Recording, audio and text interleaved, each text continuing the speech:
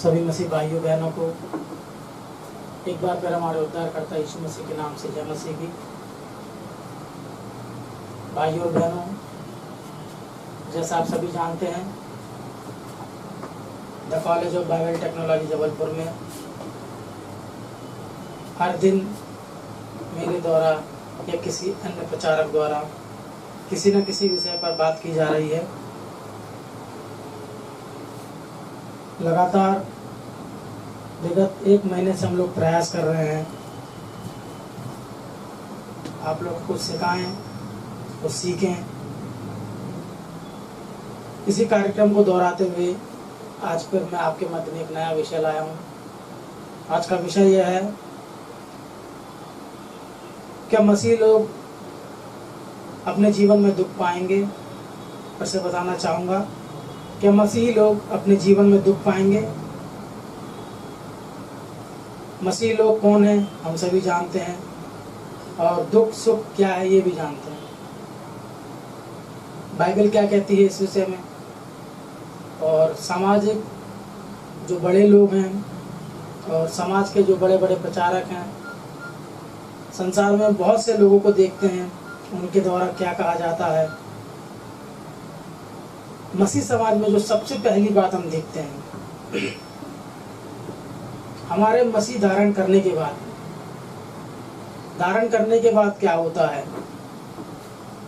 हमारे बीच जो प्रचारक आते हैं, जो प्रचार करते हैं, उनके द्वारा हमें यह बताया जाता है कि मसीह जीवन या मसीह होने के बाद हमारे जीवन में क्या होता है। खुशियाँ आने लगती हैं, आशीष आने लगते हैं, हम बहुत खुशी से अपना जीवन व्यतीत करने लगते हैं।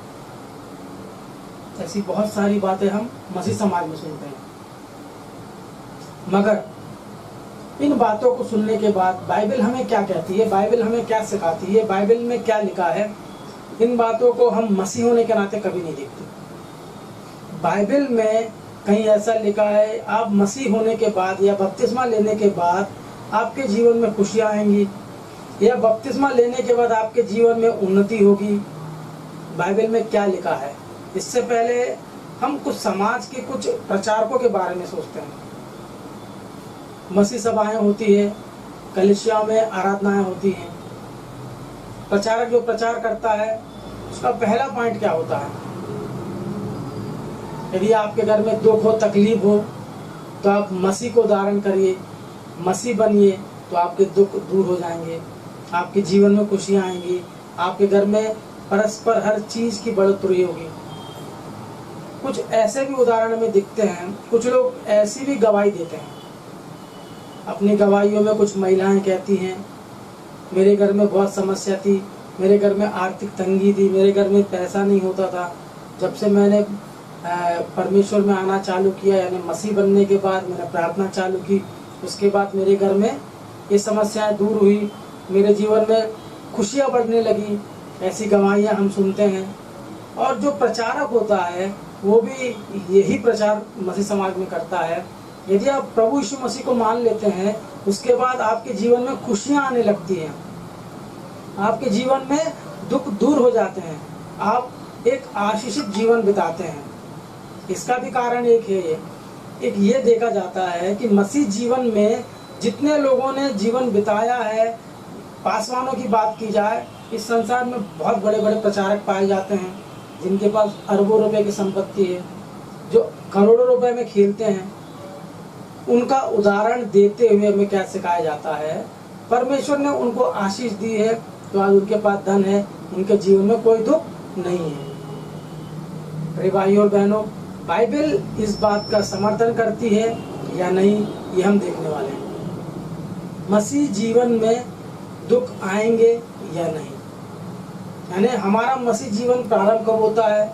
सबसे पहले जब हम यीशु मसीह पर विश्वास करते हैं, अपने पापों को मानकर बपतिस्मा लेते हैं, उसके बाद हमारा मसीह जीवन प्रारंभ हो जाता है। प्रारंभ होने के बाद सबसे पहला हमारा काम क्या होता है, कलीसिया जाना प्रारंभ करते हैं। कलीसिया जाना प्रारंभ करते हैं, और उसके बाद हमें प्रार्थना में ये सिखाया जाता है कि परमेश्वर से कैसे मांगे, क्या मांगे। हमारी प्रार्थना हमेशा ये होती है, मेरे घर में समस्याएं हैं, मेरे घर में आर्थिक तंगी है, मेरे घर में जवान बच्चों की शादी नहीं हो रही है, मेरे घर में नौकरियां नहीं है। इन सब बातों को हम प्रार्थना में रखते हैं। और कुछ लोग के साथ ये सारी चीज़ें पूरी होती है, उनका नौकरी जरिया होता है या उनका व्यापार होता है, अनेक जरियों से ये सारी चीज़ें उनकी धीरे धीरे मिटने लगती हैं। और बहुत से प्रचारक हमारे मध्य में ये प्रचार करते हैं कि मसीह में आने के बाद इस जीवन में जितने भी दुख हैं सब दूर हो जाते हैं। ये बात कहाँ तक सही है? क्या हम मसीह होने के बाद ऐसा कोई दुख हम झेलते हैं? या यूं कहे जितने मसीह लोग हैं उनके जीवन में दुख नहीं है? ये दो बातें हम इस विषय में चर्चा करेंगे। सबसे पहले बाइबल ने हमें क्या बताया है, बाइबल ने हमें क्या सिखाया है, मसीही लोग कौन हैं, मसीह बनने के बाद हमारे जीवन में क्या होता है, क्या सिर्फ मसीह हम इसीलिए बने हैं कि हमारे दुख दूर हों, या इस जीवन के लिए हम सोचते हैं? प्रिय भाइयों और बहनों, मसीह जीवन सिर्फ दुखों से भरा होने वाला है। यदि आप सच्चे मसीह हो तो आपके जीवन में बहुत दुख आएंगे जिनकी आप कल्पना भी नहीं कर सकते। यदि बहुत से मसीह ये कहते हैं कि मेरे मसीह बनने के बाद मुझे बहुत सारा धन मिलने लगा है, मुझे बहुत सारी खुशियाँ आने लगी है, ऐसा जरूरी नहीं कि वैसा आपके साथ भी हो। बहुत से लोग की गवाहियाँ हम सुनते हैं, उन गवाहियों को देख के हमारा मन परिवर्तन होता है। ठीक उसी प्रकार से हम भी प्रार्थना करने लगते हैं कि प्रभु हमारे साथ क्यों नहीं हो रहा। ये सारी चीजें जब हम देखते हैं और बाइबल जब देखते हैं तो कितना अंतर दिखता है। बाइबल ने हमें क्या सिखाया है, बाइबल ने हमें क्या बताया है, इन बातों को छोड़कर सिर्फ प्रचारकों की बातों में हम लगे हैं। बाइबल में से देख लेते हैं। सबसे पहला पत्रस 4 अध्याय उसका 16 वचन क्या कहता है? पहला पत्रस 4 अध्याय उसका 16 वचन।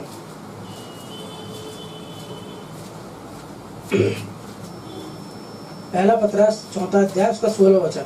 पर यदि मसीह होने के कारण दुख पाए तो लज्जित ना हो, पर इस बात के लिए परमेश्वर की महिमा करना। पहला पॉइंट उन्होंने जो बताया है, पर यदि मसीह होने के कारण दुख पाए, पहली चीज हम मसीह होने के कारण दुख पाएंगे। ये लिखा है, पर यदि मसीह होने के कारण दुख पाए तो हमें क्या करना है? लज्जित नहीं होना है। हमें दुख उठाने की आवश्यकता है और उठाना जरूरी भी है। और यहाँ लिखा है दुख पाए तो लज्जित ना हो, और आगे लिखे हैं इस बात के लिए हमें परमेश्वर की महिमा करनी चाहिए। यानी परमेश्वर ने हमें क्या दिया है, बाइबल ने हमें क्या बताया है। जब आपके जीवन में दुख आएंगे तो हमें क्या करना है? लज्जित नहीं होना है, शर्मिंदा नहीं होना है, उस बात के लिए परमेश्वर की महिमा करना है। ऐसा क्यों लिखा है बाइबल में? बाइबल ने ऐसी उल्टी बात क्यों कह दी है कि जब तुम दुख पाओ तो लज्जित ना हो, बल्कि उसकी अपेक्षा परमेश्वर की महिमा करो। और प्रचारक कहते हैं कि मसीह होने के बाद हमारे जीवन से दुख चले जाते हैं, और बाइबल कहती है मसीह होने के कारण तुम दुख उठाओगे। ये दो अलग अलग बातें, कितना अंतर है। प्रिय भाइयों और बहनों, यदि इस बात को हम मानते हैं, बाइबल की बात पर हम विश्वास करते हैं, तो ये बात हमें माननी पड़ेगी कि मसीह होने के कारण हमारे जीवन में बहुत से दुख आने वाले हैं और आएंगे भी। उसके लिए हमें क्या करना है? दुखी नहीं होना है, लज्जित नहीं होना है, शर्मिंदा नहीं होना है, गिल्टी फील नहीं करना है। उसके लिए हमें उल्टा परमेश्वर की महिमा करना है। क्यों करना है? यानी जिस दिन हम दुख में जाएंगे, यानी मसीह होने के कारण हम दुख पाए। और ऐसा भी नहीं कि अन्य जाति के लोगों के पास भी बहुत सारे दुख हैं, बहुत सारे कारण हैं। आप क्या मसीह होने के कारण दुख पाते हो? बहुत जरूरी बात यह है, बाइबल कहती है उसके लिए हमें परमेश्वर की महिमा करना है। महिमा हम परमेश्वर की कब करते हैं? जब हमारे घर में खुशियाँ आती हैं, जब हमारे घर में बच्चे होते हैं, जब हमारे घर में धन आता है, हमारे घर में शादियाँ होती है, तब हम बाइबल के अनुसार परमेश्वर की महिमा करते हैं। मगर यहाँ लिखा है जिस दिन तुम दुख पाओ उस दिन तुम परमेश्वर की महिमा करना। प्रिय भाइयों और बहनों, यदि बाइबल की ये बात हम मानते हैं तो ये भी मानना पड़ेगा मसीह होने के कारण हमें दुख उठाना आवश्यक है, क्योंकि हमारा जो जीवन है दुख उठाने के बाद मसीह में क्या होता है, आगे बढ़ता है। आगे के वचनों में जाते हैं, इसी पुस्तक से 4वां अध्याय उसका पहला वचन देख लेते हैं। सो जबकि मसीह ने शरीर में होकर दुख उठाया है तो तुम भी उसी मनसा को धारण करके करो, क्योंकि जिसने शरीर में दुख उठाया है वह पाप से छूट गया है। जिसने दुख उठाया है वो पाप से छूट गया है। बाइबल में स्पष्ट बात ये दिखती है, हमारा दुख उठाना वो भी मसीह में रहते हुए, तो वो क्या है हमारे लिए पाप से छूटना, पाप से बचना। बाइबल क्या कहती है, बाइबल ने स्पष्ट लिखा है, इसीलिए जबकि मसीह ने शरीर में होकर दुख उठाया तो तुम भी उसी मनसा को हथियार के समान धारण करो। यानी जब यीशु मसीह हमारे जैसे शरीर में इस पृथ्वी पर आए, उन्होंने क्या किया, इस शरीर में रहते हुए बहुत सारे दुख उठाए। उनके दुखों को देखकर, उनके जीवन को देखकर हमें क्या करना है, उन्हीं के जैसे दुख उठाना है और उसी बात को हमें क्या करना है, हथियार बनाना है। उसी मनसा के साथ, मतलब जैसे यीशु मसीह ने अपने जीवन में दुख उठाए थे, दुख उठाने के साथ साथ उन्होंने किस तरह के कार्य किए थे, कैसे कैसे परमेश्वर के लिए उन्होंने कार्य किए, कैसी प्रार्थनाएं की, कैसी चंगाइयां की, कैसे कैसे प्रचार किया, उन्होंने अपने जीवन में कितने कार्य किए, वो भी दुख उठाते हुए। और उसी को हमें क्या करना, उसी मनसा को हथियार बना के धारण करना है। और लिखा है, क्योंकि जिसने शरीर में दुख उठाया है वह पाप से छूट गया है ना। जब यीशु मसीह में हम दुख उठाएंगे, जब मसीह जीवन में हम दुख उठाएंगे, तो हम क्या करते हैं, पाप से छूटने लगते हैं। परमेश्वर के लिए जब दुख उठाएंगे तो हमारा पाप कम होने लगता है, पाप से हमारी मुक्ति होने लगती है।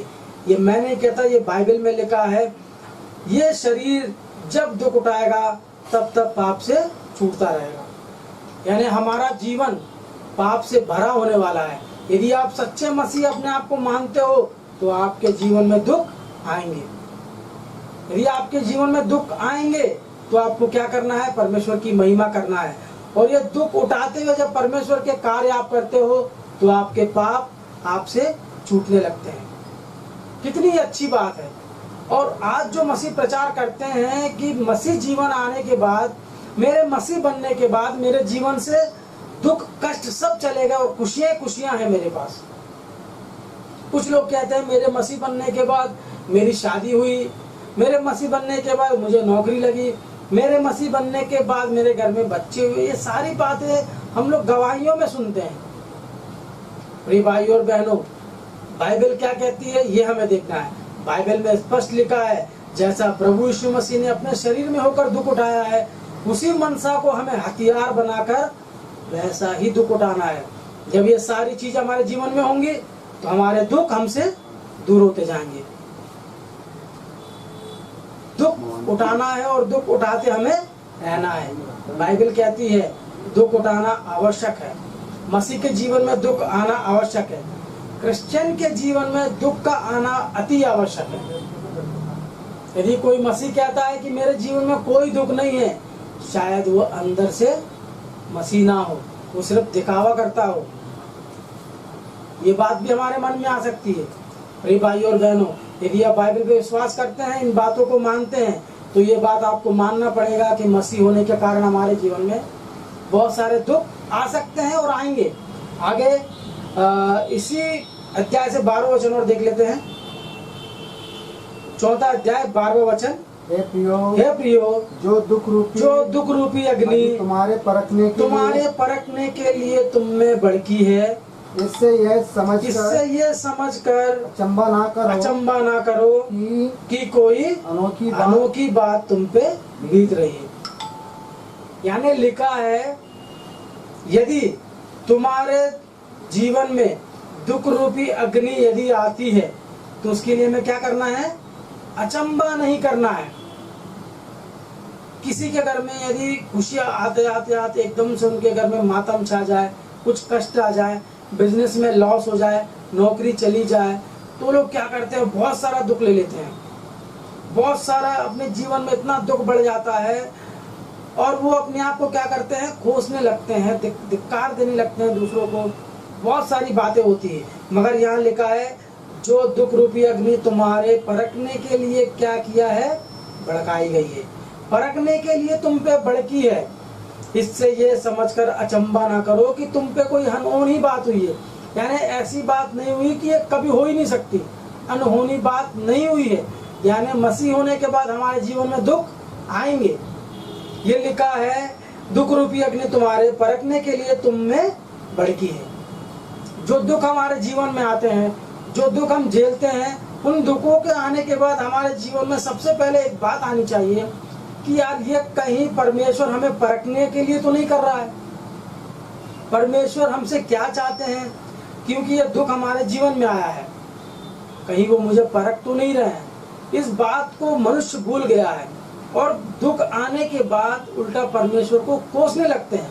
बाइबल कहती है दुख में तुम्हें परमेश्वर को क्या करना है, महिमा करना है, और दुख आने के बाद हम परमेश्वर को कोसते हैं, उनको बुरा भला कहते हैं।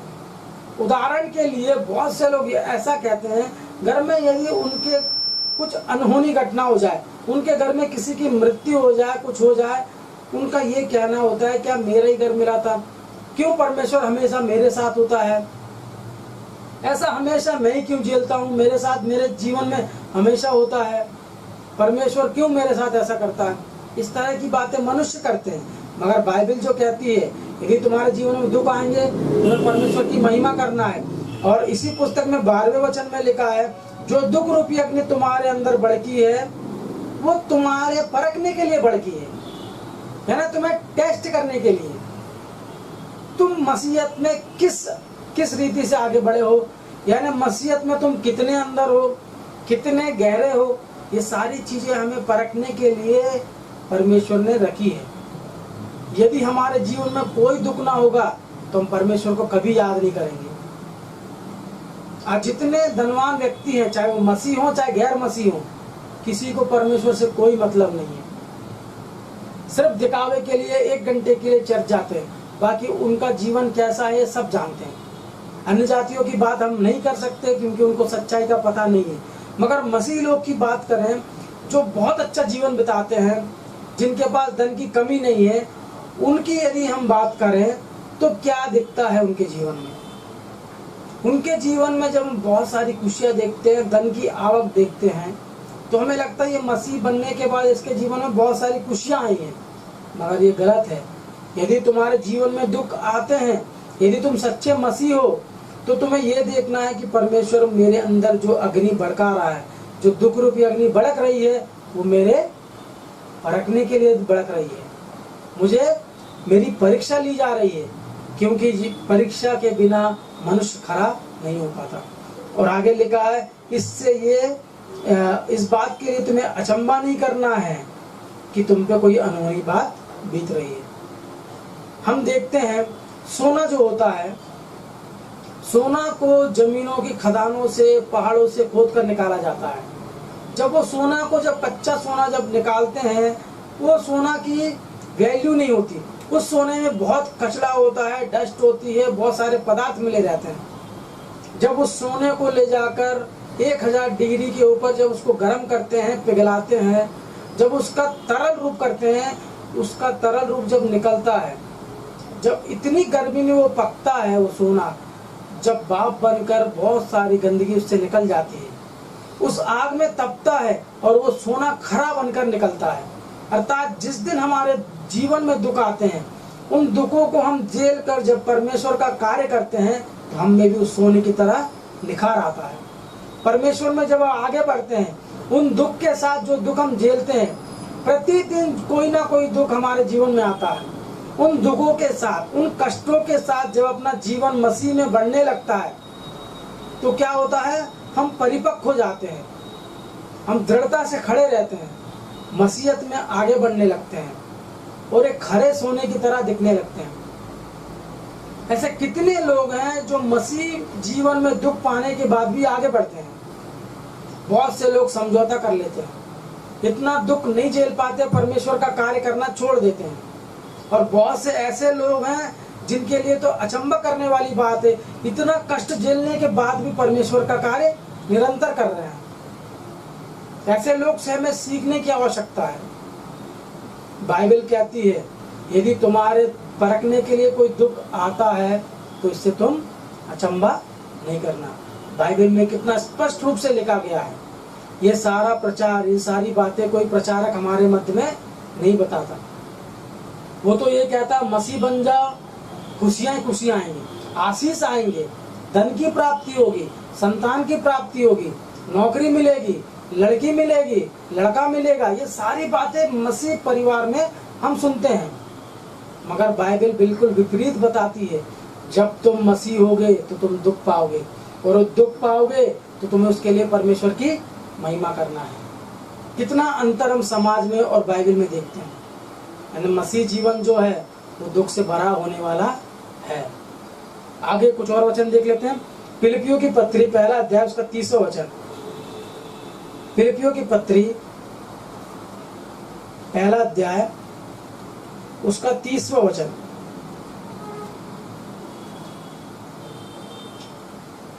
और तुम्हें वैसा ही परिश्रम करना है जैसा तुमने मुझे करते देखा है और अब भी सुनते हो कि मैं वैसा ही करता हूँ। पौलुस के द्वारा फिलिप्पिस की कलीसिया को, फिलिपियों को ये बात लिखते हुए स्पष्ट लिखते हैं कि जैसा परिश्रम मैंने किया है, तुमने मुझे करते देखा है, वैसा तुम्हें भी करना है। और 29वां वचन जब देखते हैं, क्योंकि मसीह के कारण तुम पर यह अनुग्रह हुआ कि न केवल उस पर विश्वास करो और उसके लिए दुख भी उठाओ। यानी हमारा पहला काम क्या है? हमने मसीह पर विश्वास किया, उनका अनुग्रह पाया, उनकी आशीष पाई, और आगे लिखा है केवल उस पर विश्वास करो पर उसके लिए दुख भी उठाओ। कितने लोग मसीह के लिए दुख उठाते हैं?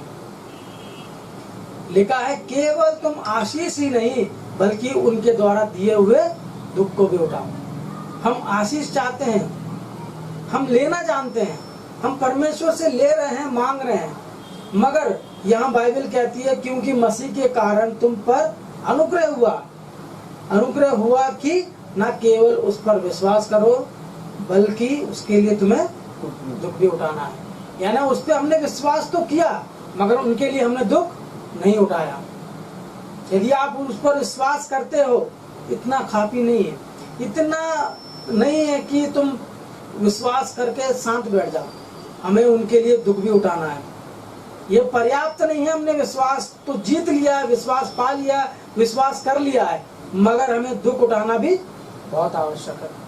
बाइबल कहती है और पौलुस लिखते हैं जो परिश्रम मैंने किया है, जो परिश्रम मुझे करते हुए तुमने देखा है और अब भी सुनते हो कि मैं वैसा ही करता हूँ।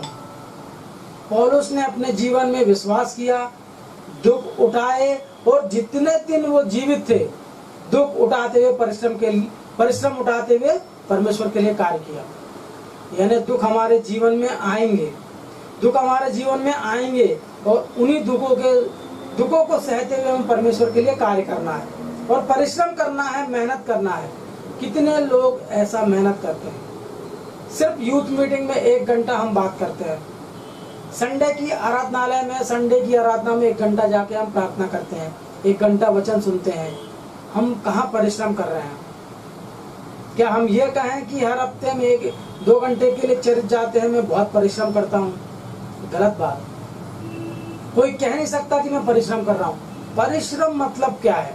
कितना आप मसीह के लिए तड़पते हैं, कितना मसीह के लिए कार्य करना चाहते हैं, कितना जूझ रहे हैं लोगों से मसीह के वचन को सुनाने के लिए, कितना लोगों के विरोध में, आपके विरोध में लोग बोलते हैं, कितना लोग आपको मारने के लिए तैयार हैं। मसीह के कारण हमने कितना दुख उठाया है। हमारे जीवन में बहुत सारे दुख आते हैं, परिवार से, दोस्तों से, माता पिता से, ऑफिस से, कई जगह से दुख आते हैं, मगर क्या मसीह के कारण कभी आपके जीवन में दुख आया है? क्या हमारे जीवन में मसीह के कारण दुख आया है? ये दुख आना आवश्यक है, क्योंकि जब मसीह में दुख आएंगे तो हम क्या करेंगे? मसीह में आगे बढ़ते जाएंगे, निखरते जाएंगे, दृढ़ होते जाएंगे और मसीह में हमारा जीवन बढ़ता जाएगा। यानी दुखों को झेलना बहुत आवश्यक है और दुखों का आना बहुत आवश्यक है, ये बाइबल कहती है। आगे देख लेते हैं, पहला थिस्सलुनीकियों 3 अध्याय उसका 4 वचन। पहला थिस्सलुनीकियों 3 अध्याय, पहला थिस्सलुनीकियों 3 अध्याय उसका 4 वचन।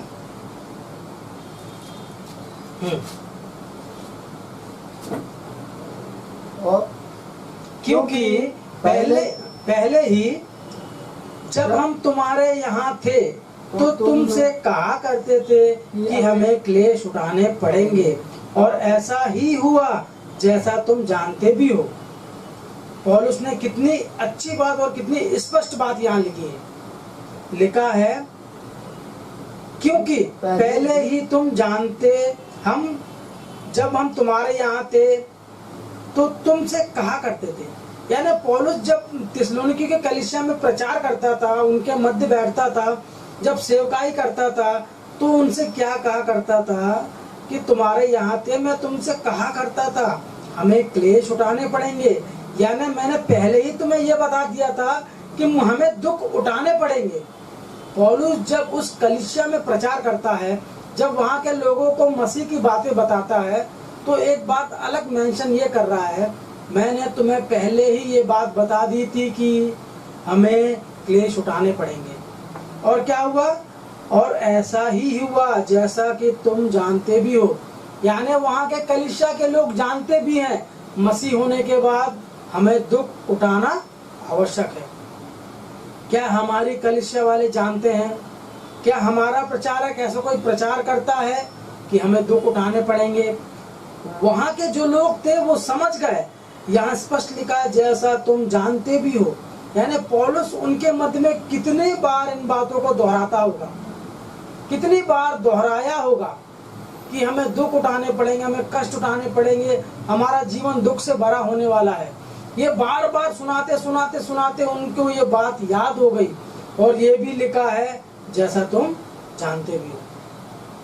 हम कैसा प्रचार समाज में करते हैं, हम कैसा प्रचार सभाओं में करते हैं, हम कैसा प्रचार अपनी कलीसिया में करते हैं।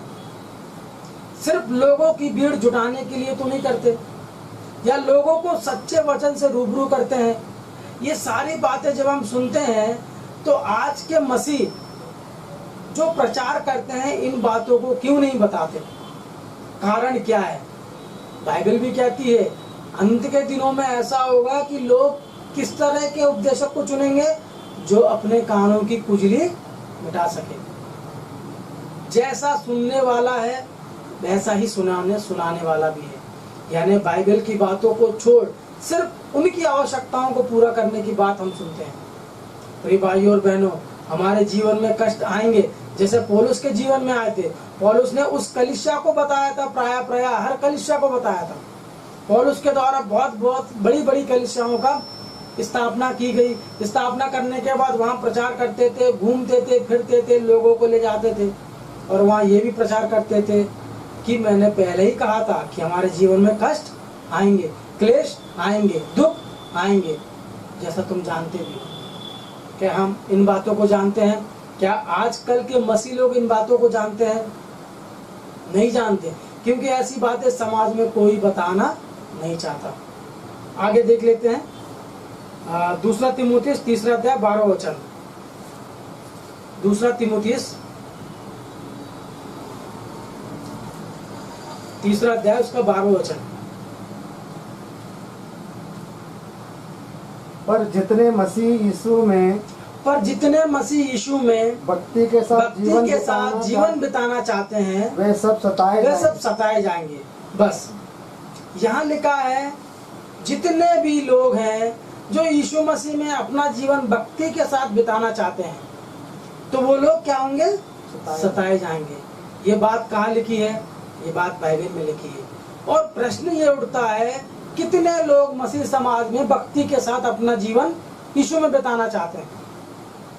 यदि कोई ऐसा कहता है कि मैं बहुत बड़ा भक्त हूँ, मैं यीशु मसीह के साथ जीता हूँ, मैं उनके बताए आज्ञाओं के साथ हूँ, मैं उनके ही जीवन के अनुसार अपना जीवन बिताता हूँ, तो उनके जीवन में दुख आएंगे। स्पष्ट बाइबल कहती है कि वो सब सताए जाएंगे। क्या हम सताए जा रहे हैं? सोचने वाली बात है। कोई हमें सता रहा है मसीह के विषय में, कोई हमसे बात करता है मसीह के विषय में, कोई हमें मारता है मसीह के विषय में। ये सारी बातें हमारे जीवन में होती हैं जैसा बाइबल कहती है।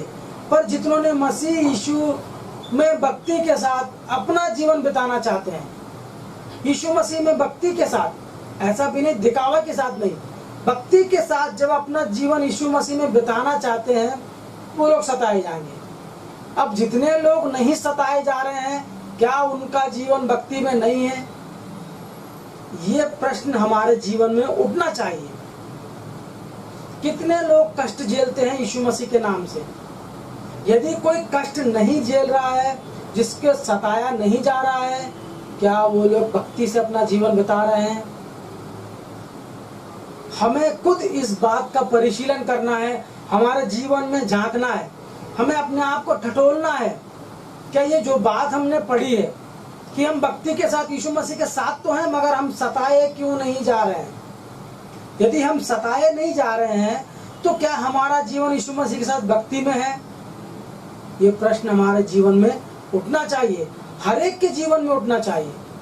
मसीह के कारण हमारा सताव हो रहा है या नहीं? सताव का अर्थ ये नहीं है कोई आके आपको मारने लगे, कोई आपको घसीटने लगे, ऐसा भी नहीं। मसीह के कारण कोई आपकी निंदा करता है, सच्चे प्रचार के कारण कोई आपकी निंदा करता है। सच्चा बाइबल प्रचारक की सबको ही निंदा करते हैं। बहुत से लोग कहते हैं कि बाइबल ओपन यूनिवर्सिटी वाले सबसे अलग हैं, उनकी बातें सबसे अलग रहती है, वो बाइबल विरोधी हैं, सब हमारा विरोध करते हैं, सब हमें बुरा भला कहते हैं। मगर बाइबल क्या कहती है? यदि आप अपना जीवन भक्ति के साथ बिताना चाहते हैं तो आप सताए जाएंगे। बाइबल में स्पष्ट लिखा है। क्या हम सताए जा रहे हैं? प्रिय भाइयों और बहनों, यदि बाइबल की हम बात माने तो हमारे जीवन में दुख आएंगे। यदि आप सच्चे मसीह हो, यदि आपने ये जान लिया है कि यीशु मसीह ने मेरे लिए जान दी, मेरा उद्धार करता यीशु मसीह है और मैं अपना सारा जीवन उनके लिए समर्पित करता हूँ, तब हमारे जीवन में कष्ट आएंगे।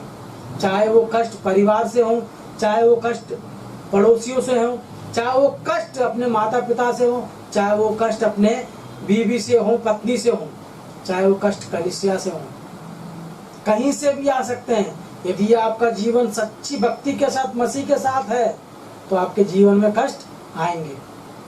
आगे उसी में 11वां वचन क्या कहता है? और ऐसे दुखों में जो भी अंतकिया और इकुनियम और लुस्त्रा में मुझ पर पड़े थे। मतलब ऐसे दुख पौलुस ने वहां पर क्या किया है? झेला है, उनको सहा है, और सहने के बाद हमको बताते हैं। और आगे लिखा है, और अन्य दुखों में जो मैंने उठाए हैं, परंतु प्रभु ने मुझे उन सब से छुड़ा लिया है। यानी कितने दुख हमारे जीवन में मसीह के कारण आते हैं, ये बहुत आवश्यक है प्रियो। यदि हम मसीह जीवन में सच्चा मसीह जीवन सच्चे भक्ति के साथ जीते हैं, हमारे जीवन में कष्ट आएंगे। यदि आपसे कोई कहता है मसीह होने के बाद मेरे जीवन में कोई कष्ट नहीं है, तो हमें यह देखना होगा क्या वो बंदा सच्चा मसीह है। ये बात हमें देखनी होगी। जो बंदा ये कहता है कि मेरे मसीह बनने के बाद मेरे जीवन में कोई दुख नहीं आया, तो उस बंदे को हमें परखना पड़ेगा, क्या वो सच्चा मसीह है, सिर्फ यह दिखावे के लिए है। अंत में एक और वचन देख के समाप्त कर लेते हैं। प्रेरितों के कार्य 14वां अध्याय उसका 22वां वचन। प्रेरितों के कार्य 14वां अध्याय उसका 22वां वचन।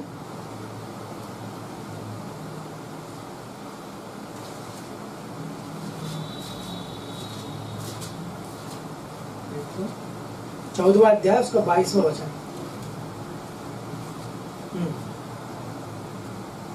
और चेलों के मन स्थिर करते रहे और ये उपदेश देते थे कि विश्वास में बने रहो और कहते थे हमें बड़े क्लेश उठाकर परमेश्वर के राज्य में प्रवेश करना होगा। यानी हमें बहुत सारे दुख उठाते उठाते उठाते ही परमेश्वर के राज्य में प्रवेश करना है। यानी दुखों का हमारे जीवन में आना बहुत आवश्यक है। जब तक हमारे जीवन में दुख नहीं आएंगे, जब तक हम इन दुखों को नहीं झेलेंगे, जब तक इन दुखों के साथ हमारा जीवन आगे नहीं बढ़ेगा, हम अनंत जीवन की ओर नहीं बढ़ पाएंगे। लिखा है तभी हमें प्रवेश मिलेगा। हमें बड़े बड़े क्लेश के साथ उनको उठाकर परमेश्वर के राज्य में प्रवेश करना होगा।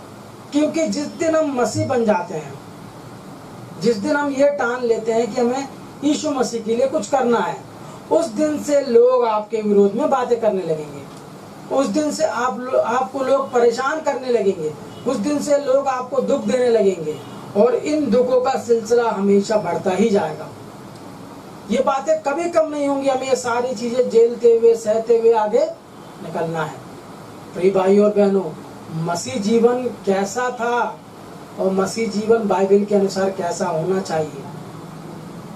कितने लोग ये सोचते हैं कि मसीह में आने के बाद सारे दुख दूर हो जाएंगे। इन बातों को सुनने के बाद बहुत से मसीह लोग क्या करते हैं, इन्हीं बातों के अनुसार अपना जीवन आगे बढ़ाते हैं। और इन बातों को सुनने के बाद जो व्यक्ति मसीह में आगे बढ़ता है, तो वो मसीह इन दुखों को देखने के बाद वहीं पर क्या हो जाता है, देर हो जाता है। मतलब मसीहत में आगे नहीं बढ़ पाता। हम जब बपतिस्मा लेते हैं, एक जवान व्यक्ति जब मसीह के लिए कुछ करने की बात सोचता है, वो जब सोचता है कि मैं बपतिस्मा लेकर अपने पापों को धोकर उसके बाद मैं यीशु मसीह के लिए कार्य करूंगा, जब ये सोचकर जब वो व्यक्ति किसी पासवान के पास, किसी एल्डर के पास बपतिस्मा की बात करता है, तो उस व्यक्ति को बपतिस्मा देते समय हमें सबसे पहले इन बातों का जिक्र करना आवश्यक है। यदि तुम बपतिस्मा लोगे, बपतिस्मा लेने के बाद तुम्हें अपने मसीह जीवन में बहुत सारा कार्य करना है। उन कार्यों के दौरान तुम्हारे जीवन में बहुत सारे दुख आएंगे। हो सकता है तुम्हारा परिवार तुम्हारा विरोधी बन जाए, हो सकता है तुम्हारे दोस्त तुम्हारे विरोधी बन जाए, हो सकता है तुम्हारे पड़ोस के लोग तुम्हारे विरोधी बन जाए। यानी तुम्हारे दुख देने के लिए बहुत सारे लोग जमा हो जाएंगे और उन दुखों को तुम्हें सहते हुए क्या करना है, मसीह के लिए कार्य करना है।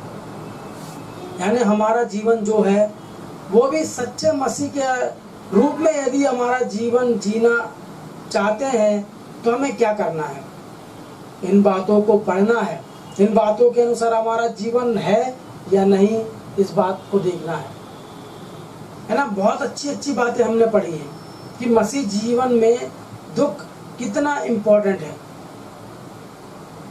दुख कितना इम्पोर्टेंट है, हमको झेलने की बात करते हैं, सहने की बात करते हैं, मगर जो प्रचारक आज प्रचार करते हैं, जो प्रचारकों की बात हम सुनते हैं, उन पर कितना विश्वास करें, बाइबल पर कितना विश्वास करें, ये बातें बहुत आवश्यक है।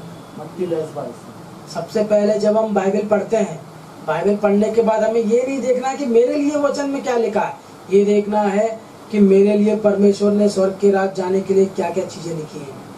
आगे देख लेते हैं मत्ती रचित सुसमाचार 10वां अध्याय उसका 22वां वचन। मेरे नाम के कारण सब लोग तुमसे बैर करेंगे, सब लोग तुमसे बैर करेंगे, पर जो अंत तक धीरज धरा रहेगा उसी का उद्धार होगा। मतलब जब तक हम मसीह के कारण दुख नहीं उठाएंगे, और वो दुख कब तक होगा हमारा, हमारे जीवन के अंत तक या प्रभु यीशु मसीह के द्वितीय आगमन तक।